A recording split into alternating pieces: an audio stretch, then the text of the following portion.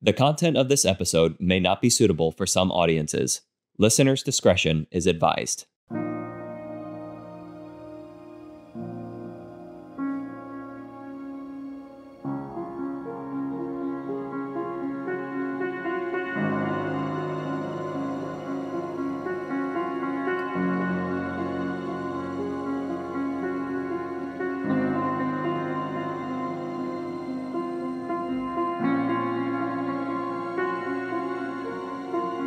Welcome to the place of rest, where our aim is to give you language that helps you displace the growing confusion, chaos, and dis-ease of our times. My name is Jonathan Boyce, and it's my pleasure to bring to you today's episode. Virginia and psychotherapist Jerry Marzinsky continued their discussion on mental health and what we can do to restore order, clarity, and freedom. We hope you enjoy today's conversation. Jerry, thank you for joining us for another segment. I just want to jump right in and finish up on these patterns of these energetic entities that you have found in schizophrenic patients. And as we discussed last week, it's not just in people that have been diagnosed with schizophrenia, but some of these patterns that you've observed, I know for an absolute fact, have afflicted so many people I know, have afflicted me. I'm seeing them mentioned in increased number by the people that attend our R.E.S.T seminars and our R.E.S.T retreats. You're really speaking to something that sends chills up and down my spine, because these patterns and these intrusive voices are things that are becoming very common to people. So thank you for joining me again. And what's this? These patterns aren't like, a biochemical imbalance or genetic thing.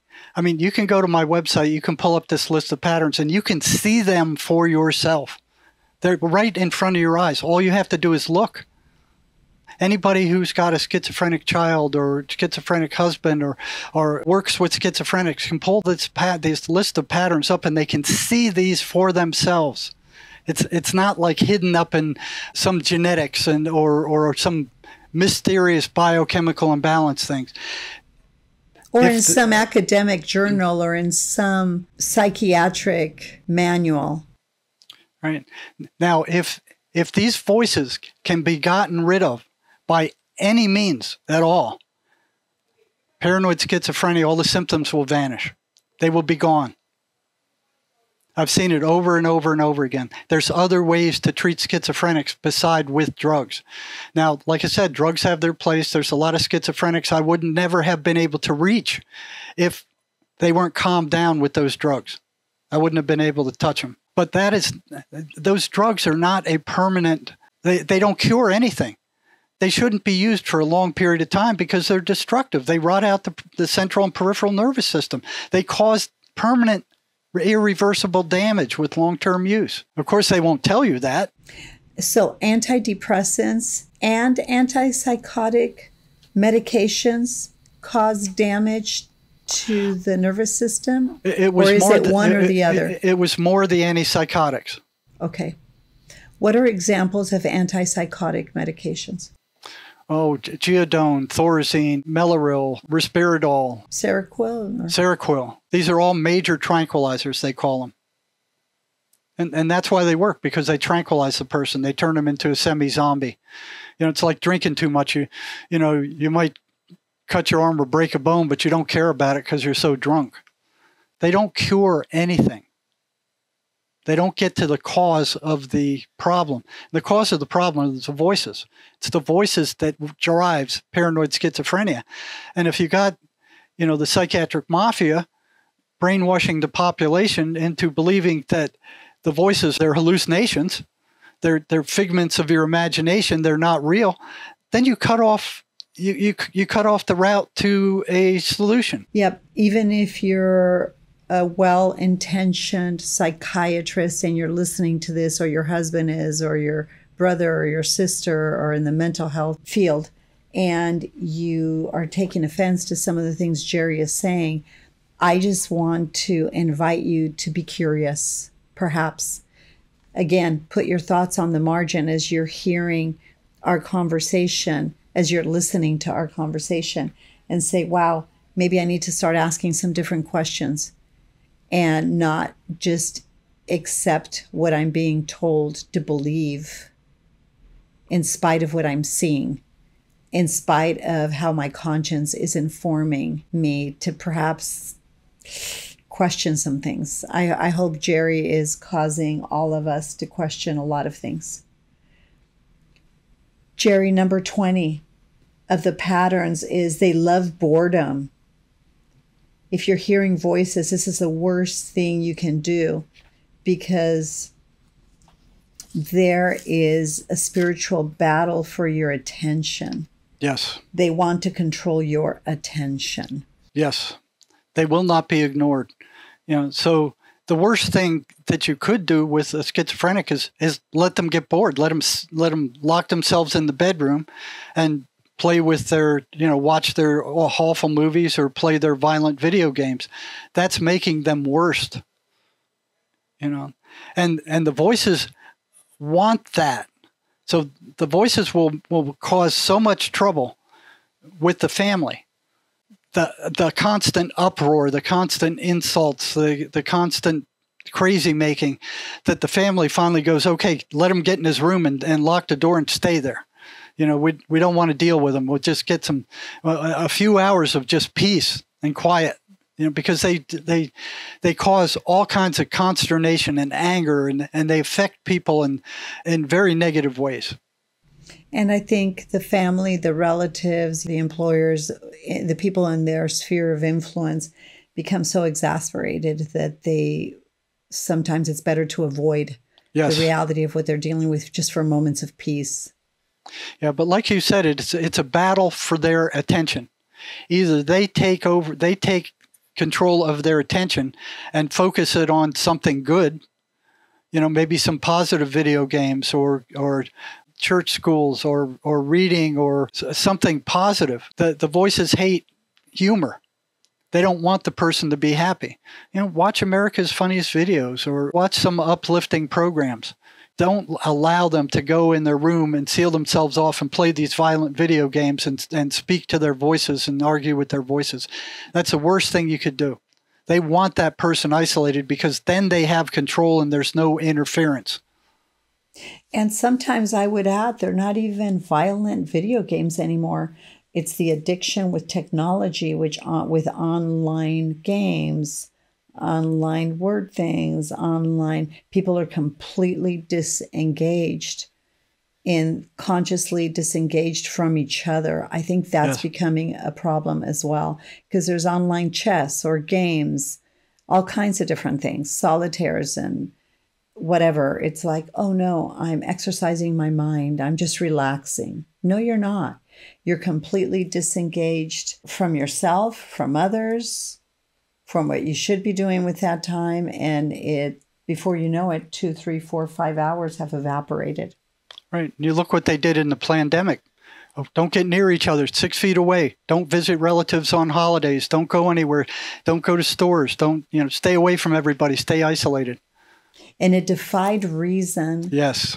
Totally defied reason. Because everything your body needs to heal is in the outdoors, is in the context of relationships. Right.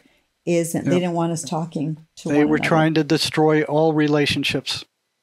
By the way, $70 billion, last figure I heard, I'm sure it's far surpassed that, in lawsuits that are already flying around from how the government mitigated that. So the lawsuits and the loss. Yeah. So who's going to pay that money for the lawsuits? We are. You don't think Fauci's not going to put a penny out of his pocket? The government is going to pay it, and they're going to tax us for the money. So it's no skin off their back. Nobody's going to jail. The largest transfer of wealth in history took place those few years. Number 22, they tried to cast themselves off as your thoughts. You touched on that in the last segment.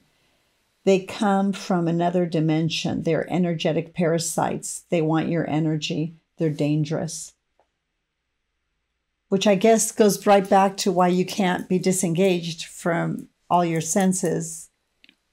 No, you got to keep an eye on your thoughts and what's running through your head, because your brain is like a radio receiver. Those thoughts aren't generated in your mind. They come from outside, and they're based on your frequency. So if you're a very spiritual person, you're going to hear more positive stuff. If you're a negative person, you're going to hear more negative stuff. So it's like you tune into the frequency, and what lowers the frequency, especially for schizophrenics, is the horrendous abuse and trauma that most of them face when they're younger, sometime in their growth. I mean, it's that trauma that brings down their frequency. And with the clients I deal with, one of the most common things they report is that I'm worthless. I'm no good. I'm worthless. This incident happened, and I made a decision based on this incident that I was worthless. And then they go on living their lives from that time on as if they were worthless. And it poisons their whole life. And a lot of the times, these things are behind the traumas that people experience also. So good, because there is a connection between these intrusive voices and early childhood trauma. And that doesn't mean you're not experiencing measures of success and you haven't developed coping skills and maladaptive, often coping skills. And for all intended purposes, you have an okay life. That's not what determines your measure of freedom. What determines your measure of freedom is how these intrusive voices afflict you. Because sometimes these patterns show up in really successful people that are very productive. Yes. And they have money, but they're personally tormented. And we see that show up in addictions and all kinds of other things. Mm-hmm. Number 22, you said they affect selective forgetting. 23, they fill the victim's mind with negative thoughts about themselves and others. You mentioned that last segment. 24, they destroy any vestige of positive self-concept. 25, they attempt to pull their victims away from any consensual reality. That's powerful. Yeah, they try to pull them into their version of reality, their hellish world of lies and deception. They warp and distort perception. They use confusion as means of instilling negative suggestions.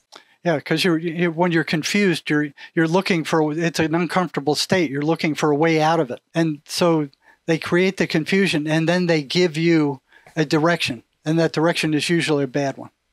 That is so good, because when we're in a state of confusion, we're desperate. That's the same thing hypnotists do. And I noticed a lot of these people feel hypnotized.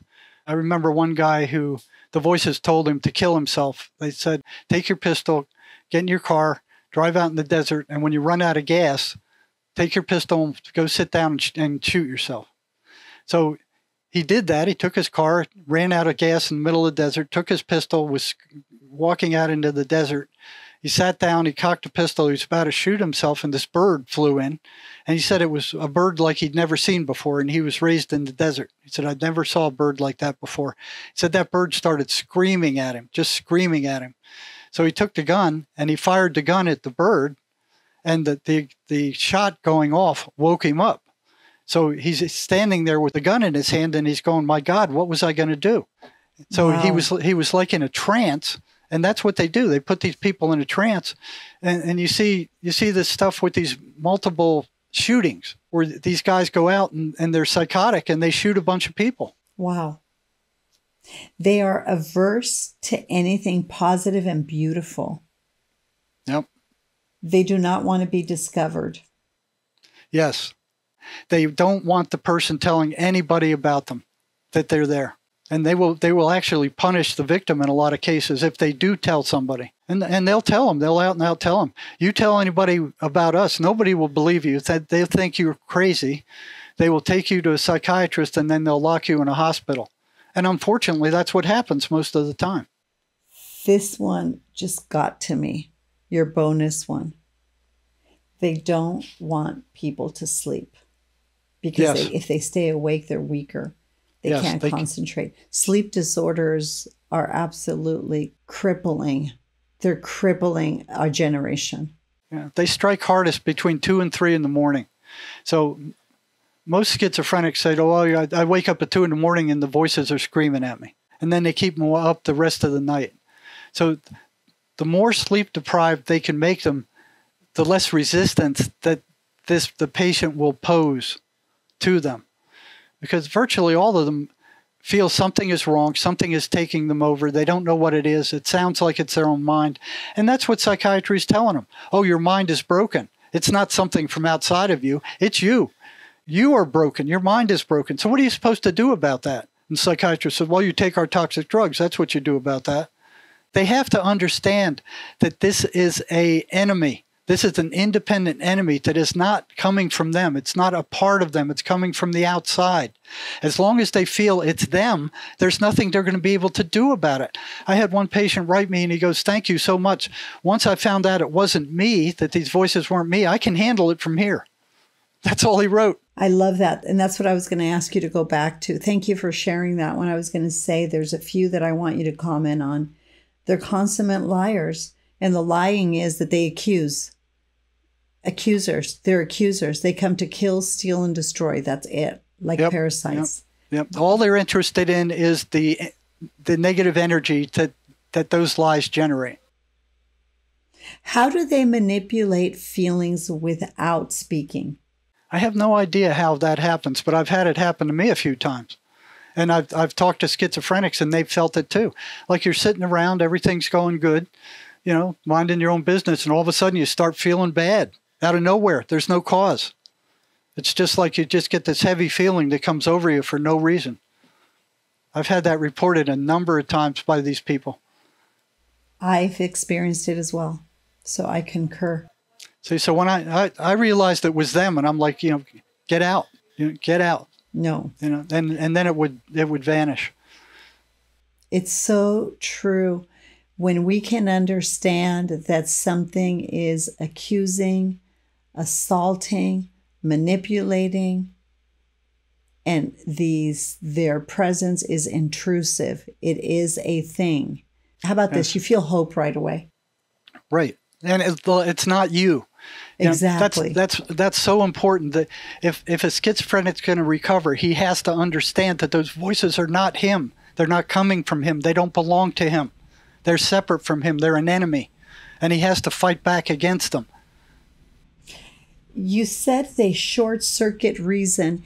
Is your way of mitigating these intrusive voices that afflict schizophrenic, and we see that in increasing numbers, they're afflicting us as well for some reason? Some portal somewhere has been open to the reality that this isn't just schizophrenics. We're experiencing the reality of what a schizophrenic has been trying to communicate to us.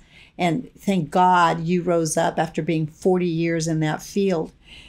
But what function does reason have? Is that one of the stepping stones out of this kind of insanity that you help them reason?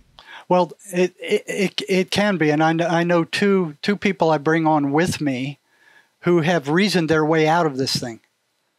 So it's interesting to expose them to the public.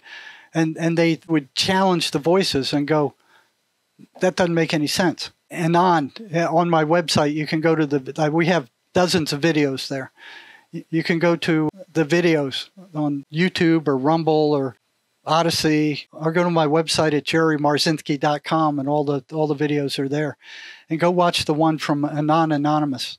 He got through this by reasoning his way through and eventually defeated the voices that way. But one way to kind of help, if you want to understand what these things are, you can read this book by Sherry Sweeney and myself. It talks about how we came. Can you tell us the name of the book? It's an amazing journey into the psychotic mind, breaking the spell of the ivory tower. Now, Sherry, when she was younger, she was hearing voices also.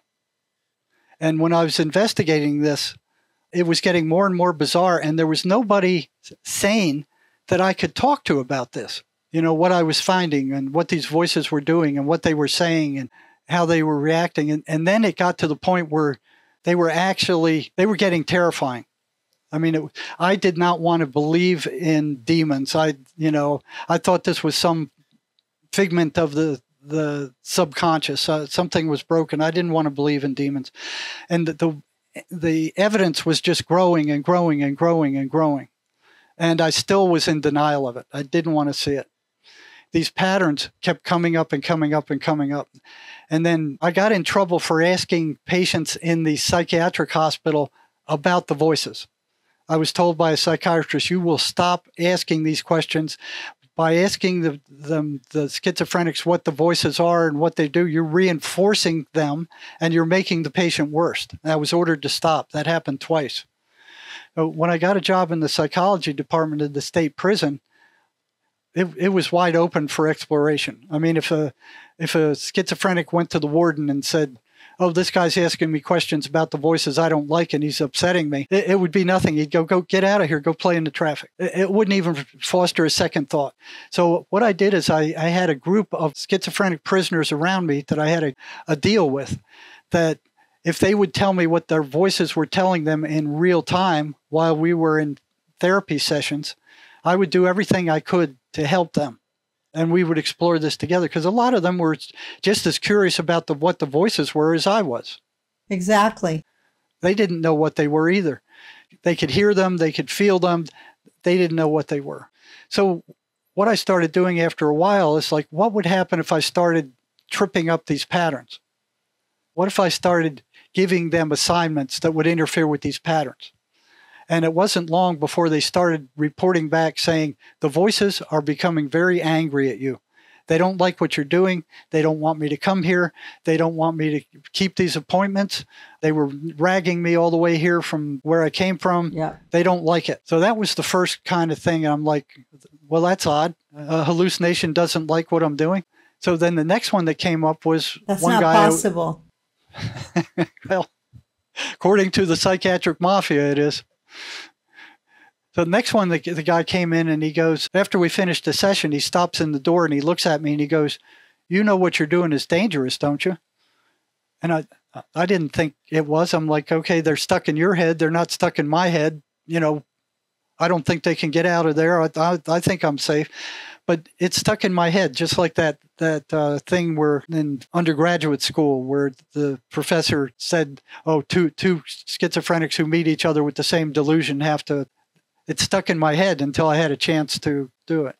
So he turns around in the doorway. He says, you know what you're doing is dangerous, don't you? And I look at him, he looks at me, and then he turns around and walks away. And I'm like, I wonder what that's all about. So the next thing that happened with him, I think it was the same guy. He comes in without a pass. He gets into the medical unit somehow without a pass. I don't know how he did that. Knocks on my door, and I open it, and he says, the voices want to talk to you. I said, they want to talk to me personally? He said, yeah, they want to talk to you personally.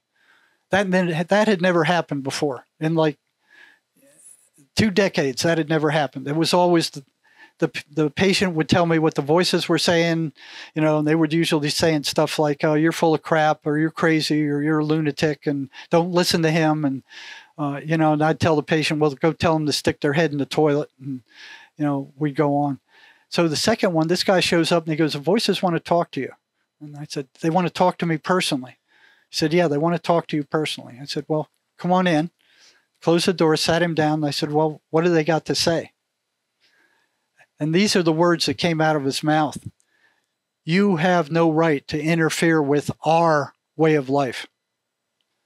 And it was like, boom, you know, my denial system that was already in tatters, it was already held together with Band-Aids and rubber bands and paper clips. It just collapsed. It just collapsed. And it was like, I went, they are entities. They are separate entities. This is clear. Our way of life, don't interfere with our way of life. Which is true, by the way. It's true. Because everything about our way of life is to advance and sustain life. Everything about darkness that comes to kill, steal, and destroy is to do the exact opposite. So he's right. We are interfering with their way of life. So it's true. Yes. Yeah, right. It was. It is true. It's just which life will occupy this space. Well, believe it or not, there is no space where they're at. So they can occupy your body. They can be in there. They can be putting these thoughts in your mind while they're in your body. And then a lot of times when they get strong. But the soul is a different terrain. And I wanted to discuss that with you. It may be too much for this segment. But yes, the body for sure. But the soul, I think, and the spirit, those are different transactions, right? Well, you know what I have here that might answer your question? It is a letter from a prisoner who is now locked up in the maximum security block in isolation in the state prison in Colorado. Okay. This guy killed 4 people. He killed kind of 3 gangsters, and he cut his girlfriend into little pieces, and they still haven't found her entire body. He wrote a poem here. Okay. It's kind of gruesome. You want me to read it? Yes. Okay. So what's happening to us and what we're experiencing and the darkness that is upon us that's causing so much confusion, chaos, and dis-ease is gruesome too. And that's why I want you to read it. So this is what happens when the voices take over. Okay. And you can make your own decision about what's happening to this guy's soul. Okay. So he writes this, and he writes it from prison. He said, there is a monster. It says, there is a monster that lives in my head. This monster is real. It's not under my bed. The monster tells me things to do. Okay, so the voices are telling him things to do. It tells me some. It kind of breaks up because since it's written in pencil. It tells me sometimes when the news is new. My monster is crying as it spent all the years drowning out my courage and disposing all my fears. My monster is strong. That's what I like to think. My monster is coming when it's time to drink. So when he drank, this thing got out of control. My monster is ready. My monster is strong. What will I do when my monster is gone? My monster will never leave. That is its plan. It overwhelms me when I make a stand. So basically what he's saying there is he can't fight against it. There is a monster inside me. I thought I was strong. How could this be? My monster has a name also. He walks in the dark, whispering Yahoo. My monster is watching me. He won't tell you his name. My monster is the shadows you cannot see. His heart is heavy. He plays for the game. My monster is awake. He wants to be monster. He's as blood from a life. His bond is with me, now monster. He has nothing else to do. My monster's aware. And so here he's talking about the thing actually being aware of what he's doing and what's happening around him. Wow. Jerry, thank you from the bottom of my heart for the strength, the courage, the faith that the pursuit of truth was so valuable that you could not be bought. The cost of what you had to pay, that you were willing to pay the price for what this knowledge and information required of you, because you can't be bought. What's your price? What's your price? You basically didn't have a price because the price became your life, and you can't be bought. When you're willing to pursue truth, no matter what the personal cost to you is, then you can't be bought. And those are the heroes. Those are the people that I look for. Those are the people I hold most respect for, because we're going to come through time and leave time and launch and go back home so fast it'll make our head spin.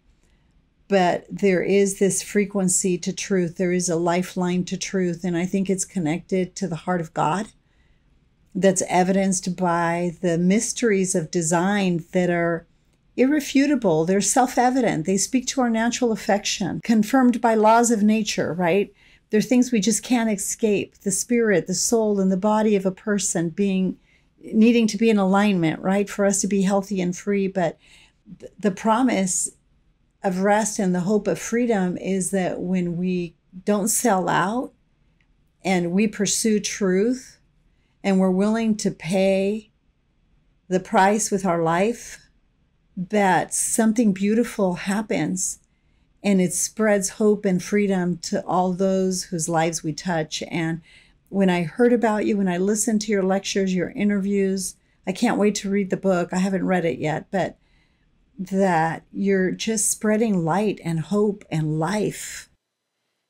Well, there is hope. There are other ways of treating schizophrenia than with drugs, because the drugs and the regular psychotherapy only treat the symptoms. They treat the manifestations. They don't get at the cause. There's a couple of things I want to get off my mind before I move into that. Is one, I think what helped me in this is that I didn't trust authority. And number two, that I'm an adrenaline junkie. If I wasn't an adrenaline junkie, I think I might have backed off well before when this happened, because I told you about the guy who came into the office and the voices were telling me, you have no right to interfere with our way of life. Well, I brought that guy in a couple of weeks later, and here we were working, and I brought in a book called The Voice of Knowledge by Miguel Ruiz. And he was talking about the same thing, that these things were entities. They were parasitic entities. So I was always asking these schizophrenics, I was always bombarding them with questions. What happens here? What do the voices do if you do this? What do they do if you read this? How do they react to this? I was getting this information back from them. So I would give them homework, and they'd come back a week later and tell me how it worked. So we were kind of working together to try to find a way. And this guy was doing it. He was getting better. And I bring into him this voice of knowledge that's talking about these voices being parasitic entities, negative parasitic entities. And I said, I'm going to read you a paragraph out of this book. I'd like you to tell me what you think about it. So I started reading, and it got to the point where these things were reporting them to be parasitic entities. And I look up and I said, well, what do you think? And he's just staring at me with this blank stare.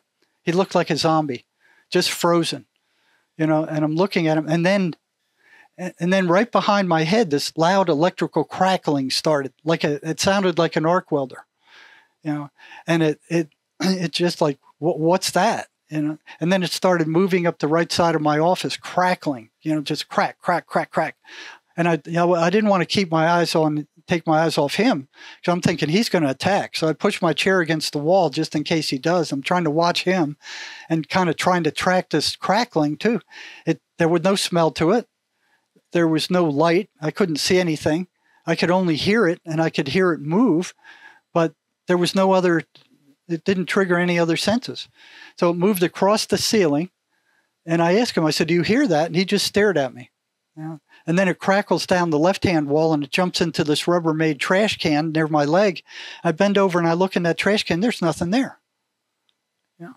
And then I kind of look up at him, and he stands up slowly, and he goes, I got to leave. And he shuffles down the hall, and I'm like, yeah, get out of here. Leave. Leave. And I didn't call him back. I was so terrified after that. I'm like, what am I getting into? I don't have any cognitive map for this. There is no books written on this. I don't know where this goes. This is a whole new dimension, and it was unsettling. What did you do?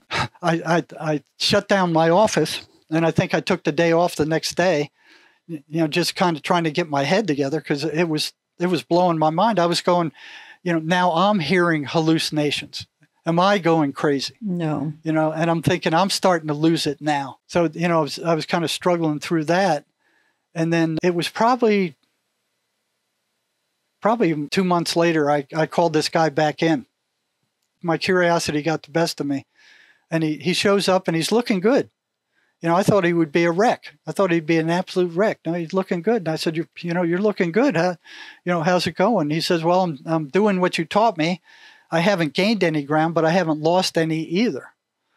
So he was at a standstill with the voices. He was holding them off. They weren't getting any worse, but he wasn't getting any better. And brought him in, sat down, and I said, after some small talk, I said, did you hear that electrical crackling the last time you were in my office? And he said, yeah, I did. But he said, but I was surprised you did, meaning me.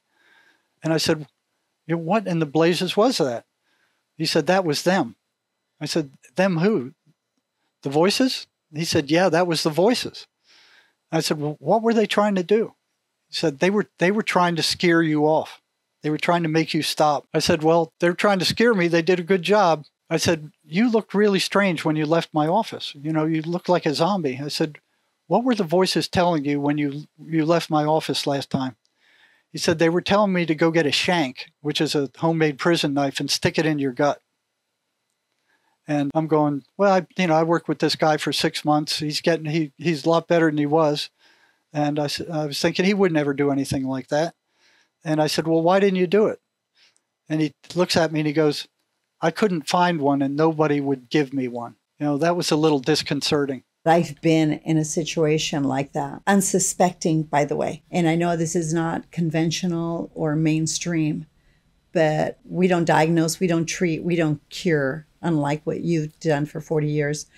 I pretty much use science, biometrics, and all kinds of different things to establish a baseline. So we're kind of like a data-driven. From the moment somebody sits in my office the first time, we have data, and it's non-invasive. Some is biofeedback, some is an acoustic mirroring system, but I do have data that begins to give me a framework to share with them to help them see why they're not crazy. So we kind of go do the same thing, but takes a different approach for education purposes, by the way, like what's happening to me. There is a new psychotherapy out there that wasn't invented by the establishment, by the medical establishment, the psychological establishment, because their regular psychotherapy doesn't work. Their drugs don't work. They don't cure anything. No. This was invented by a ship captain. He drove big freighters across the ocean. What's his name? His name was John Mace. So he came up with a therapy called the Mace Energy Method. And I kind of stumbled onto that. You could see spirit working behind the scenes, as thing after thing after thing happened that led me to the chief trainer for Mace Energy.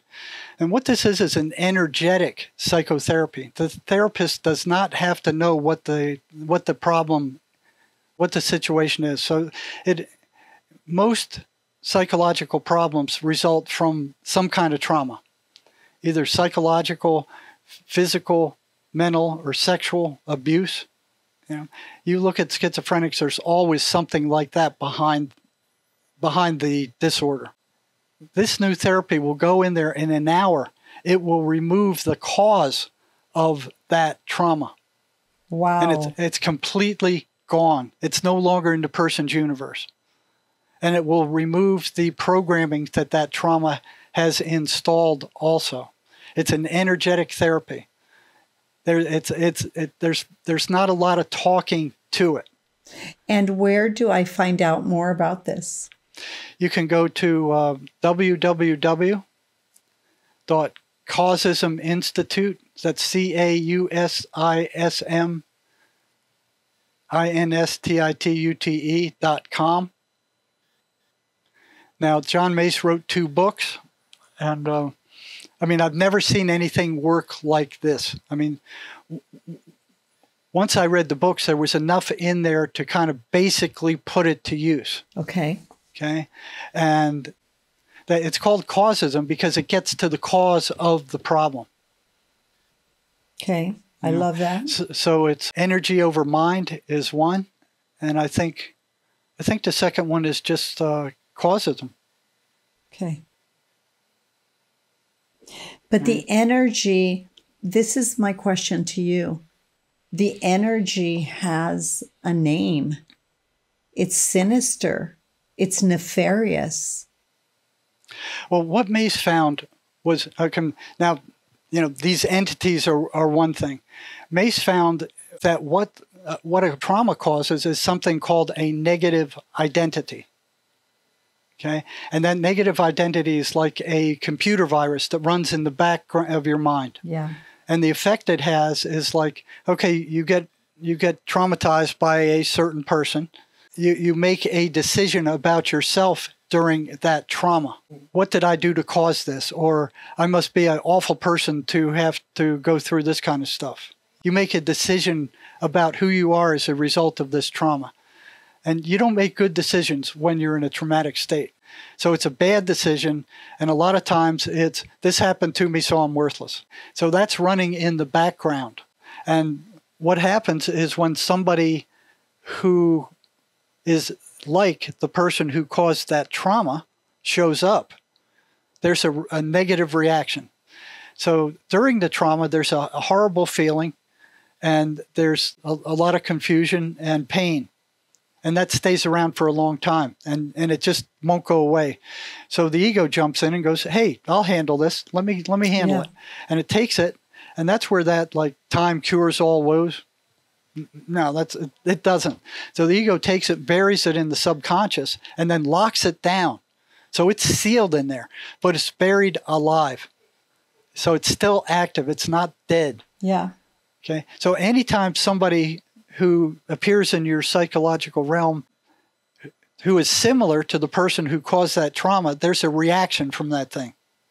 And it's usually a fight or flight reaction. You either look at that person and, there's some people, they don't even have to open your mouth and you don't like them. Mm-hmm, mm-hmm. Okay? So there's a get away from that person or fight with them. Yeah.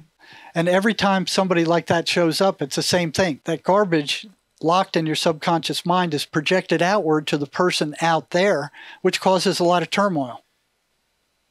So how do they resolve it? Well, what they found is if you can take that negative identity, okay, find out what it was. So during the trauma, the person made a decision about who they were. That's what they called a negative identity. That's like the computer virus in the back of your mind. Okay, so you outline that negative identity. What does it consist of? And what are its traits? Once you have those traits, you have the negative identity. Okay, that's the virus. That's what it looks like. Okay, now the problem John had for a long time was where in the subconscious mind did the ego bury that trauma? Yeah. Okay. So what he had to do was turn to the spirit to help him locate that. Yeah. Because the spirit knows where it was. So there's a spiritual component to this thing too. So what we have them do is turn that negative identity with all its traits into an image. That image is a location. Okay. And once they turn it into an image, there's a way to dissolve it. And it will gradually diminish, and it will return to the individual as positive energy. And this is all energetic. So thoughts are energetic, memories energetic, feelings are energetic, thoughts are energetic. Yeah, words are. Yeah. Words are energetic.